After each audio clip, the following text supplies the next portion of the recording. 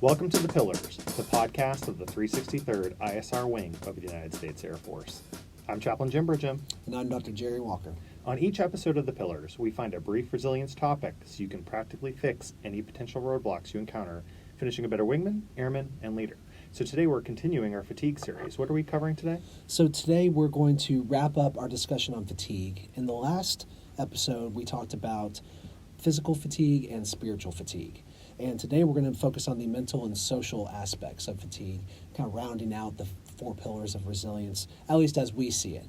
And fatigue is such a dynamic topic that we felt in order to do it justice, we had to cover it looking at it from these different perspectives, because we can be tired but maybe not understand what it is that's contributing to that feeling of exhaustion. And so by parceling out into these different components, it can make a lot more sense. And then that drives what we want to do about it.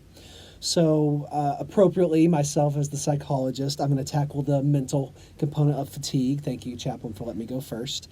And really, I think we can actually further divide the mental component of fatigue down into subsets, which is cognitive, or basically thought process, and emotional fatigue.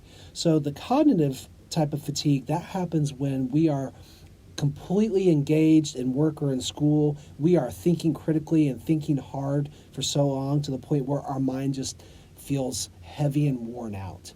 We've talked or thought so deeply into so many different aspects of our job and in the different tasks that we had, and maybe we were doing a lot of different things at once and had to constantly bounce from one thing to another, that by the end of the day, we just can't think anymore. And I've experienced this a lot when I'm talking with folks one-on-one and trying to get inside their heads and see things from their perspective. It takes a lot of mental energy. And so if you're one of those folks who are constantly interacting with other people, you can experience this mental fatigue as well. So one of the best recipes for helping cure that mental fatigue, I think, is intuitively mindless activities.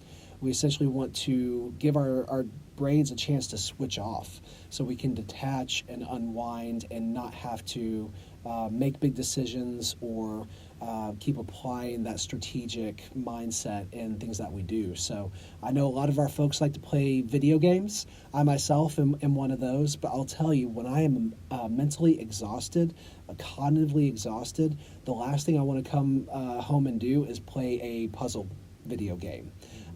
Or one that requires me to think logically or analytically. I want a corridor shoot 'em up type video game. I'm sure you guys can think of the popular ones out right now, but that's pretty, mind-numbingly straightforward. You basically direct your target and you shoot.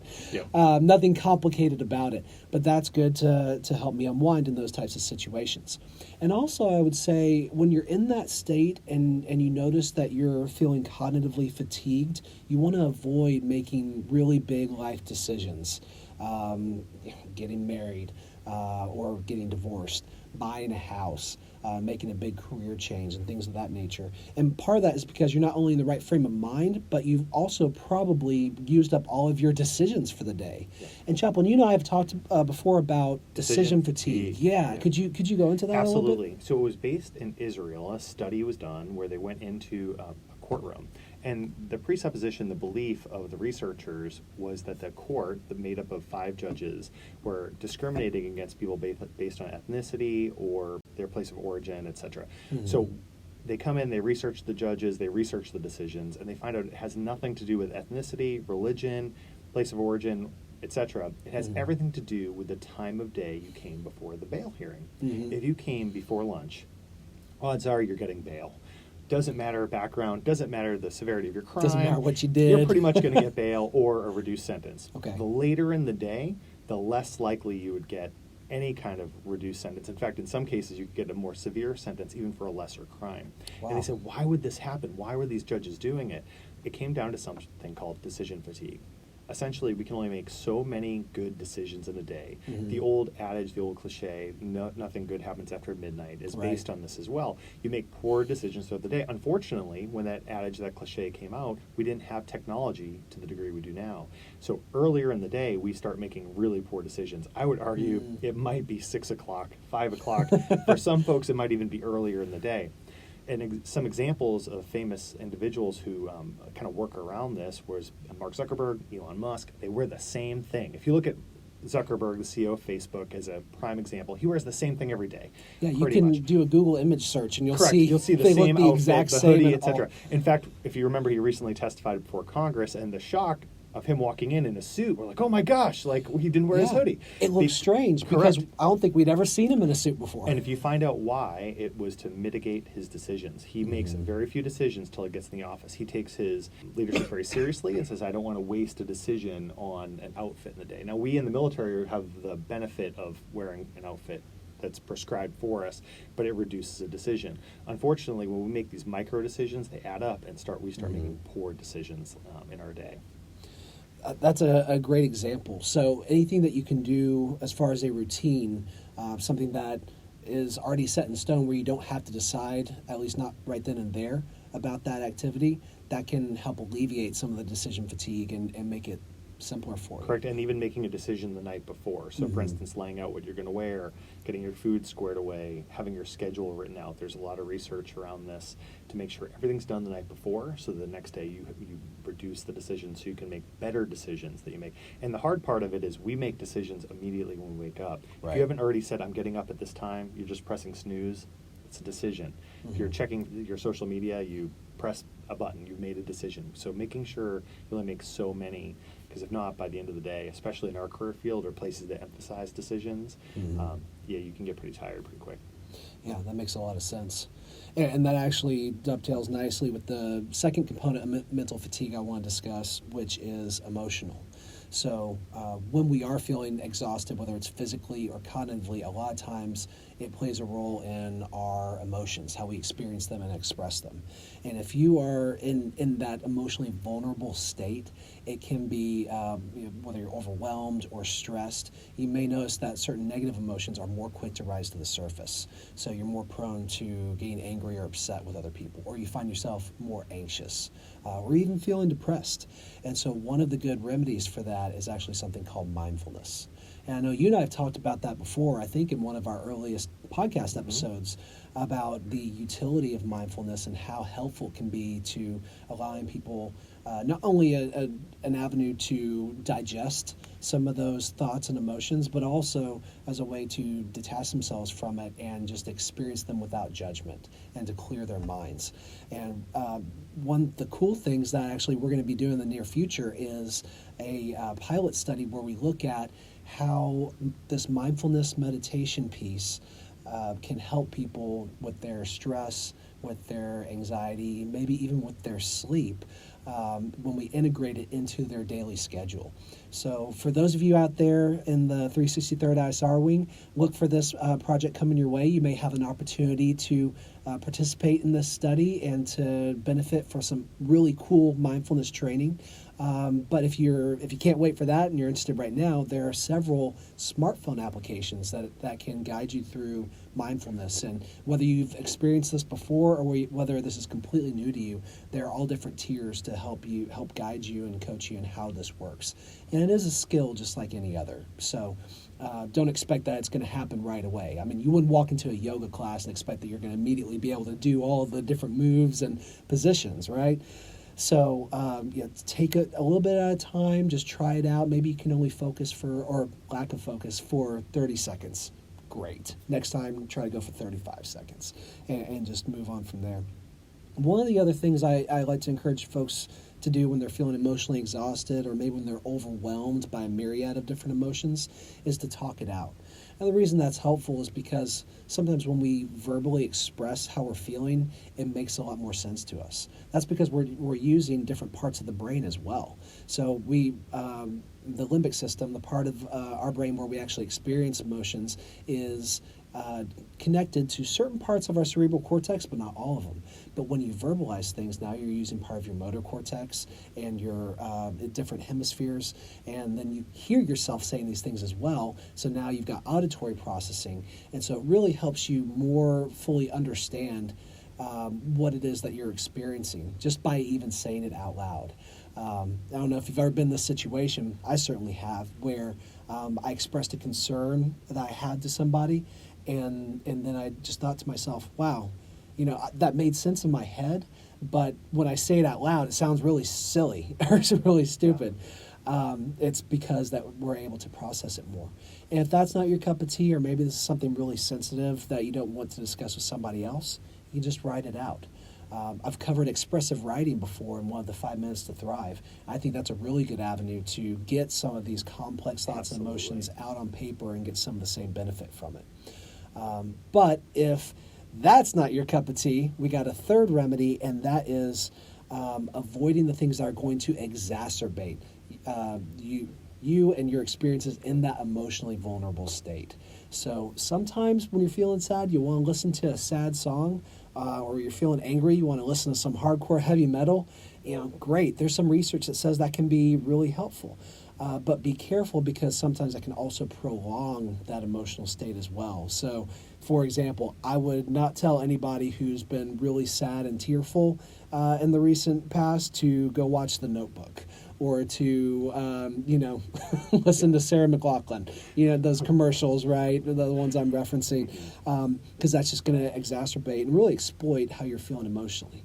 You need a chance to draw back from that, to get yourself centered, maybe do some mindfulness before you're ready to engage in some of those more emotional types of activities.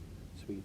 Well, the second aspect of fatigue we're covering today is social fatigue, and there is also two sections of social fatigue.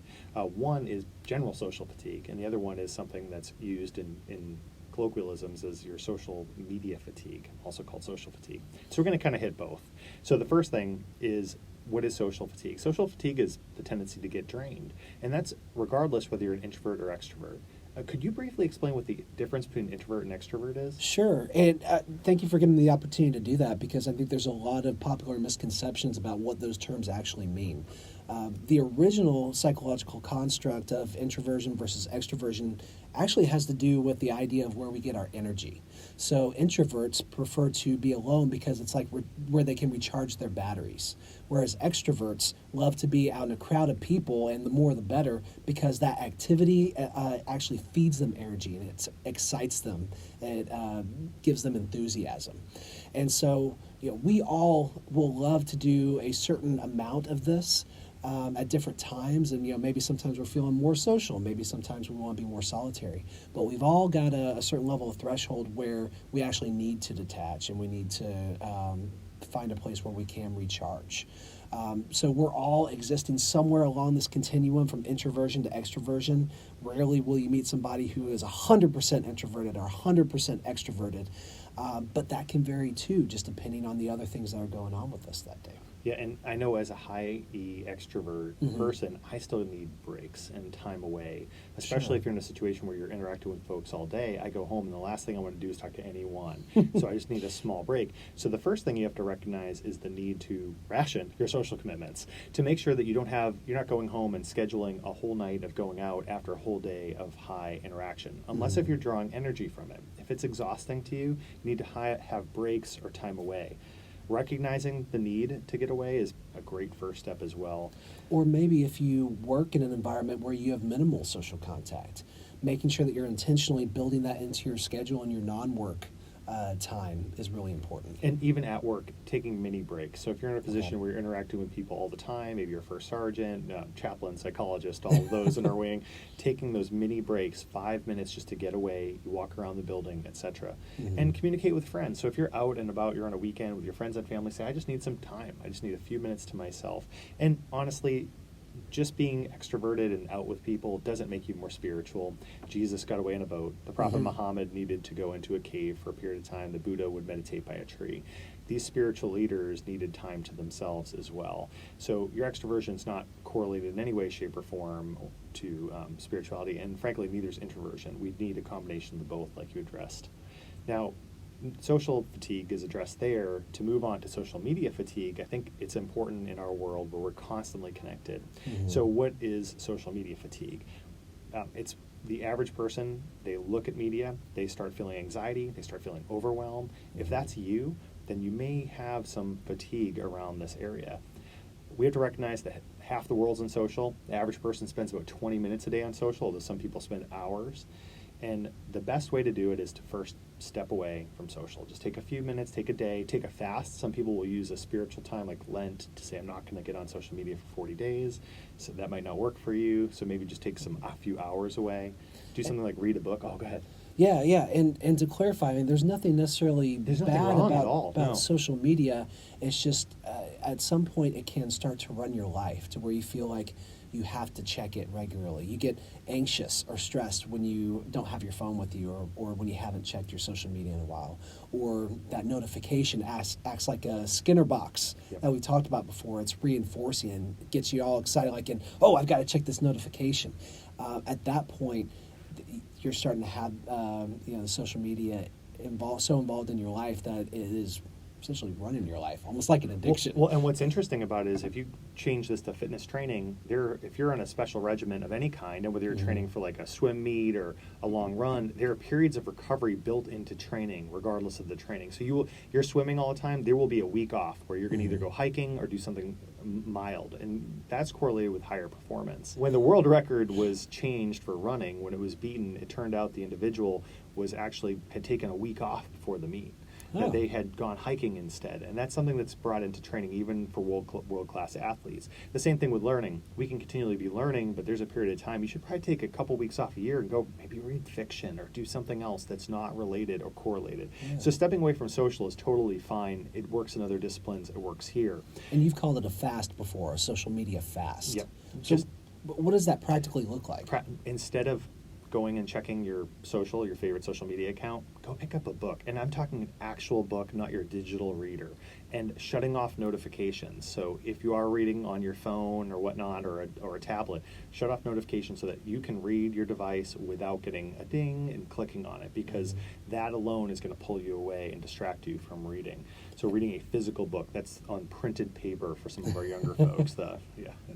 And shutting off your notifications when you go to sleep. So it doesn't interfere with falling asleep or staying asleep. And one thing that contributes to social media fatigue are those notifications in the middle of the night where people wake up or they have a problem sleeping, and then they end up scrolling for hours on your favorite social media. And it happens all the time.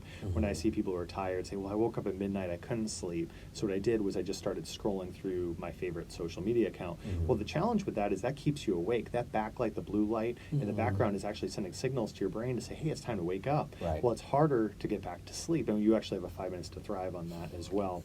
I got one for everything. See, I actually read them. It's great. So another thing to note, and this is something I've come across a lot lately, is the concern for the algorithm. The algorithm is something used by I think all social media, to help ensure that the other viewers see your posts. And one thing that the algorithm favors is posting multiple times a day. So if you post 4 times a day, it's more likely that people in your feed will see your post. Well, many people will take this so seriously in their personal lives. It's like, I need to do a post. I have to do one at 10 o'clock, because if not, no one will see my feed. Well, my opinion is to just kind of step back if that's you. I understand there's some reasons for that, like maybe your organization uses social media, or you got a business. You have a business, something like that on the side. However, my opinion is if you're going to post, just be creative.